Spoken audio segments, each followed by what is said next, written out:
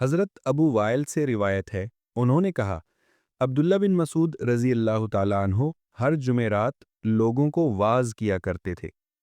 ایک شخص نے ان سے عرض کیا، اے عبد الرحمن، میں چاہتا ہوں کہ آپ ہمیں روزانہ واعظ و نصیحت فرمایا کریں۔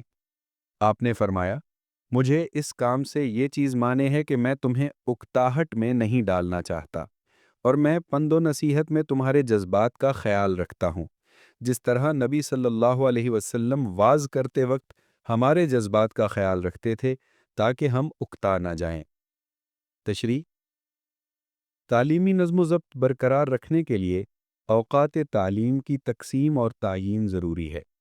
اسی طرح واعظ و نصیحت کے لیے اگر کوئی دن مقرر کر لیا جائے تو اس میں کوئی مذائقہ نہیں، اور نہ اسے بدعت ہی کہا جا سکتا ہے، بلکہ ایسا کرنا ضروری ہے تاکہ معلمین اور متعلمین کا تعلیمی وقت ضائع نہ ہو۔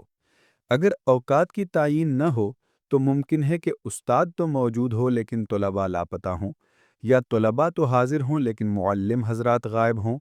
لہٰذا تعلیمی انتظام کے لیے ایام کی تعیین میں کوئی حرج نہیں۔ اس کی بنیاد تو رسول اللہ صلی اللہ علیہ وسلم کے عہد مبارک میں قائم ہو چکی تھی، اور آیان صحابہ بھی اس پر عمل پیرا رہے ہیں۔